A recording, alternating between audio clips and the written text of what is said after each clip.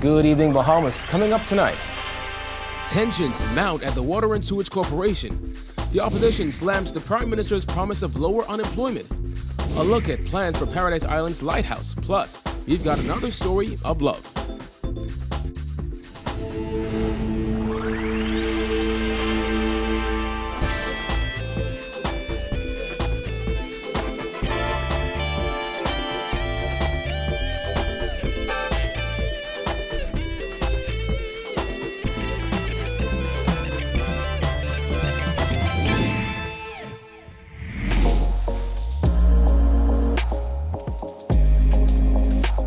Our News is brought to you by Alive.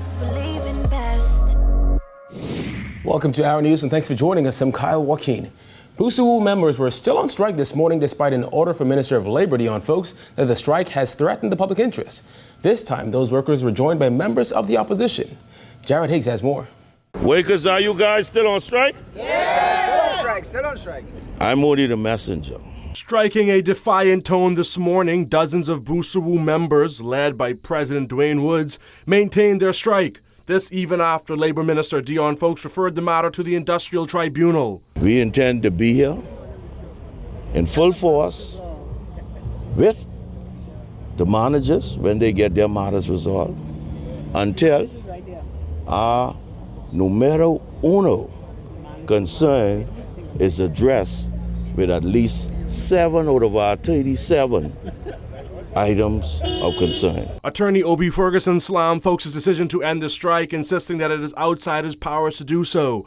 Wayne Monroe, QC, says he's Busuwu's lawyer now. Meanwhile, the corporation's executive chairman, Adrian Gibson, says the strike is illegal and workers who participate will have their pay docked. He, the Prime Minister, should intervene and hear the cries of these workers. Striking water workers were joined by opposition leader Philip Davis. He joined calls by Busuwu for executive chairman Adrian Gibson to be fired. The Prime Minister needs to step in, right? Get rid of this child. And put someone there who knows what they're going to do. The company's management union is also on the edge. President Montgomery Miller says today is the union's deadline for executives of the company to sign off on an industrial agreement. Miller implored the corporation's bosses to act with love on Valentine's Day. If you really care, as he continues to write, that he cares about and values the managers of the corporation, sign the agreement. We have another one yet to sign, but sign this one as an act of goodwill and respect to the managers of the corporation. Because what is the corporation except for the workers in the corporation? And what if pen doesn't meet paper? We can tell you that if by the end of today, the chairman and the minister do not intervene, then you could look forward to industrial action from the management union as well. Reporting for Our News, I'm Jared Higgs. Opposition leader Philip Davis slamming Prime Minister Dr. Hubert Minnis' prediction that unemployment in the country will drop to 6% by the end of 2021. Minnis made the comments on Thursday on the sidelines of the signing of a heads of agreement for a $580 million project in South Abaco. Look at where unemployment is at this time. Look at how the economies of Grand Bahama and Abaco have been sidelined. And look at how the economy is today. Where in the world could you expect such a drastic reduction in unemployment to 6% within the next several months, as he's putting it? It cannot happen. A drop in unemployment to 6% would be a significant decrease in unemployment.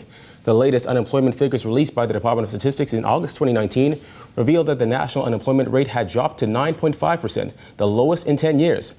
However, that was before Hurricane Dorian devastated Abaco and Grand Bahama in September. Officials at the Department of Statistics have said the upcoming labor force survey will only reflect employment on New Providence. Meanwhile, Davis says the claim by Minnis is a bid to get reelected. He's starting to campaign. And, campaigners are, and as he campaigns, as I indicated earlier, he's suffering from this virus. We don't listen to him anymore. I don't think people ever listen to what he's saying. And that's what we've taken for the grain of salt for what it is. One only needs to, and you as investigative journal, just put your own thinking cap on, analyze what he said, and then you come to your conclusion. It just cannot happen. Well, Tourism Minister Dionisio de Aguilar is hitting back at the opposition after it slammed government's decision to borrow millions of dollars for the maintenance of the Grand Lucane Resort. According to de Aguilar, the deal was in the best interest of Grand Bahamians. Berthia McDermott reports. The tourism minister was frank in his comments as he defended government's decision to borrow just over $16 million for the upkeep of the Grand Lucaine Resort. According to Diaguilar, the opposition is opposing for opposing's sake. The opposition in this particular instance are opposing for opposing's sake.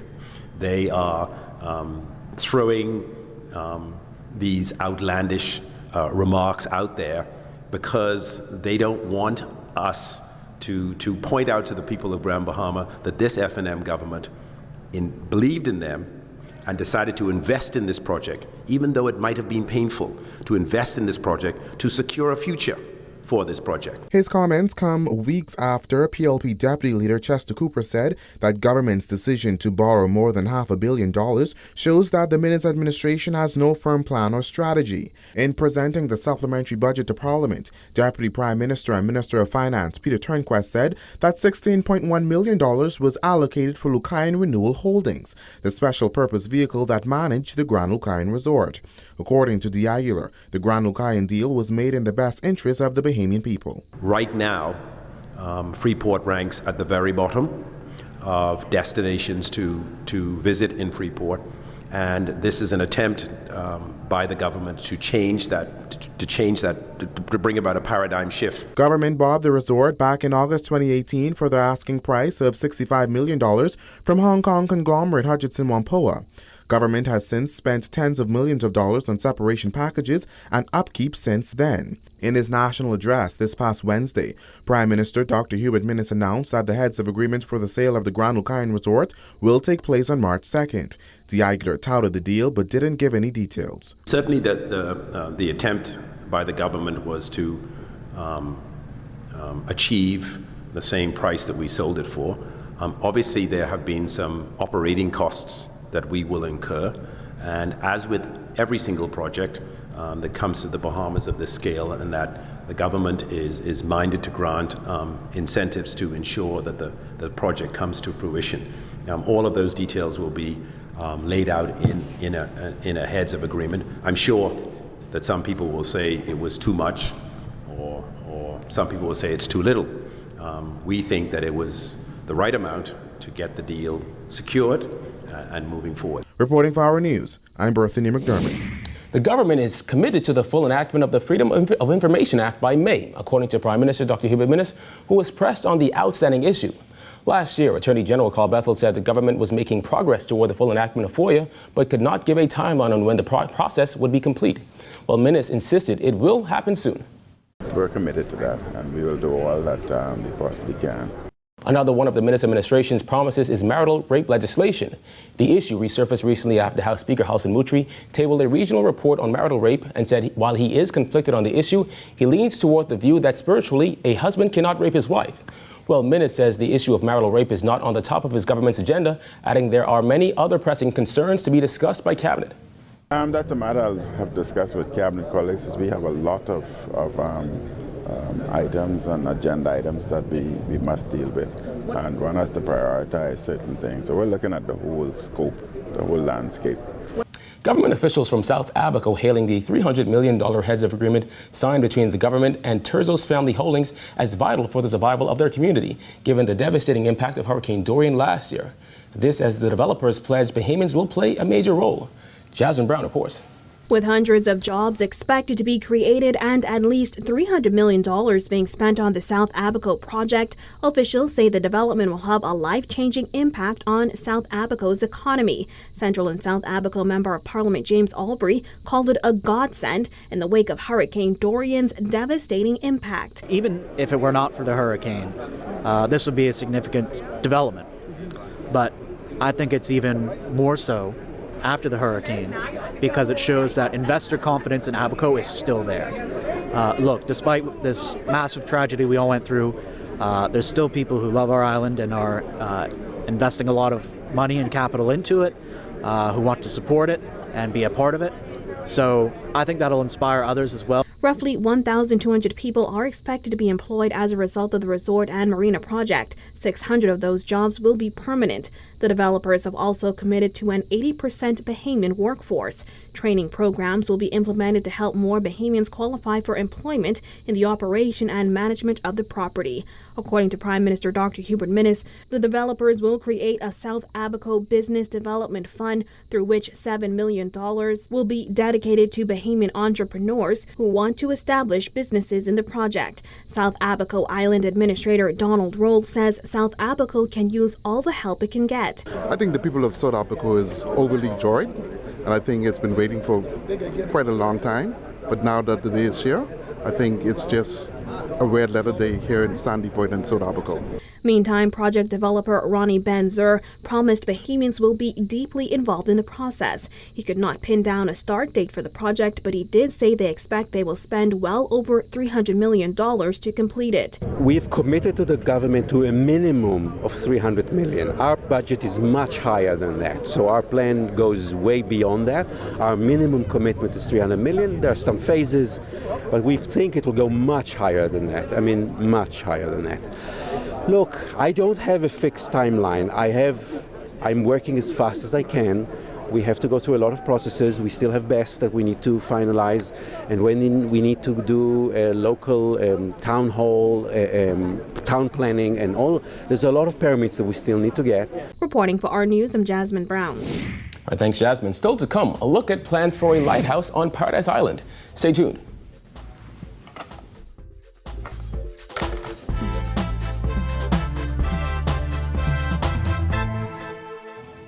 Phone is good. Internet is good. TV is good. But why just pick one thing when you can have everything with Tria? Only $99 a month gets you phone, internet, and cable. That's everything you need for $99 a month. Ask for Tria. Call 601-2200 or email residentialsales@cablebahamas.com. Rev, you and us together.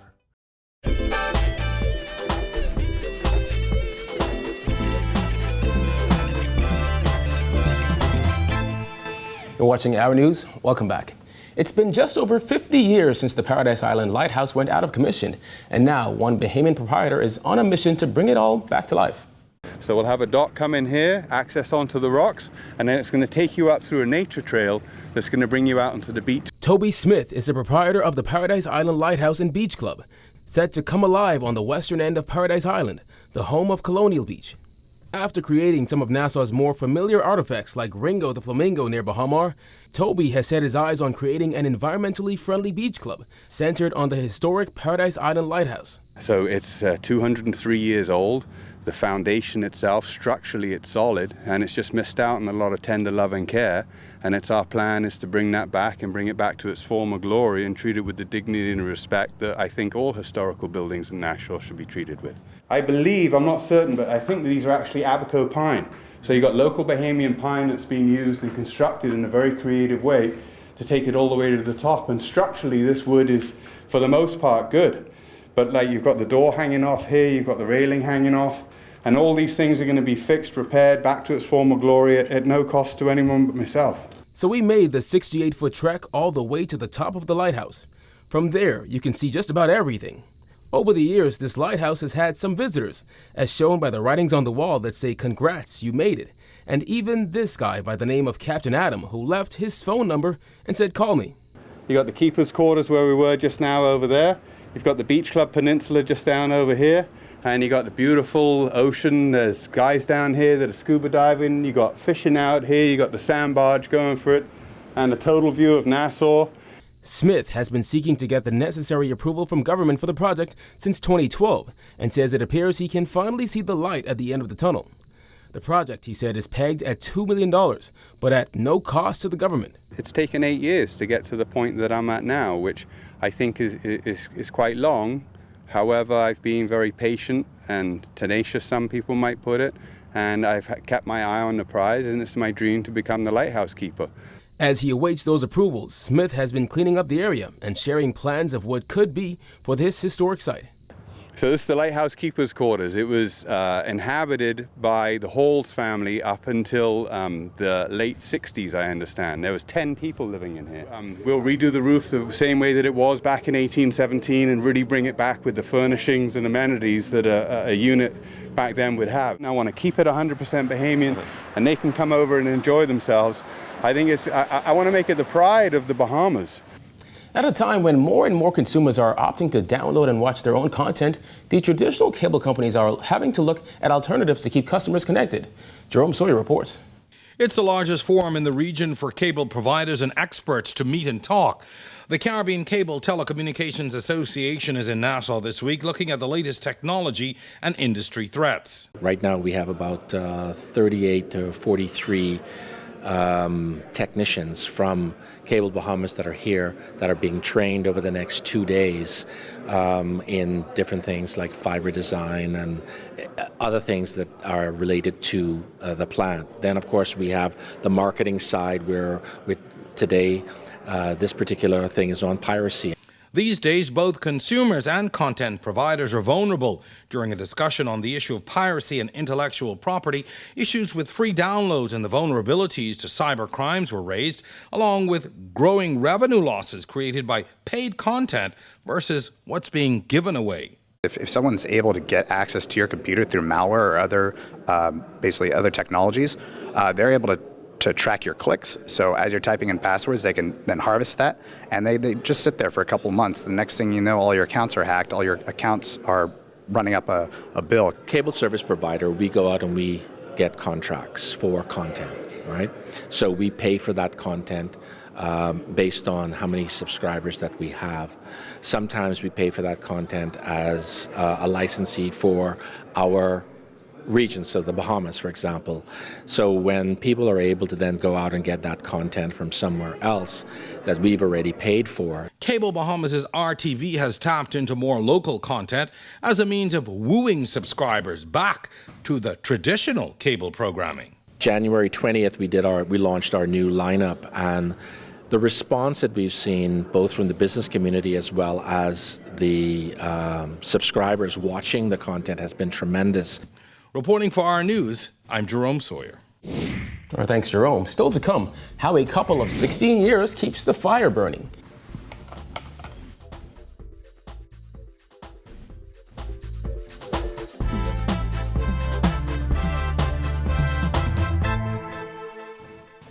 Phone is good. Internet is good. TV is good. But why just pick one thing when you can have everything? With Tria. Only $99 a month gets you phone, internet, and cable. That's everything you need for $99 a month. Ask for Tria. Call 601-2200 or email residentialsales@cablebahamas.com. Rev, you and us together.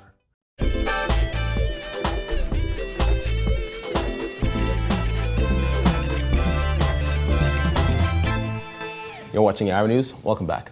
Love is the choice that you make daily, according to the Alburys, who have been loving each other for over 16 years. Giorgio Bain has their love story. Our love stories brought to you by Hello Baby, the ultimate baby essentials store.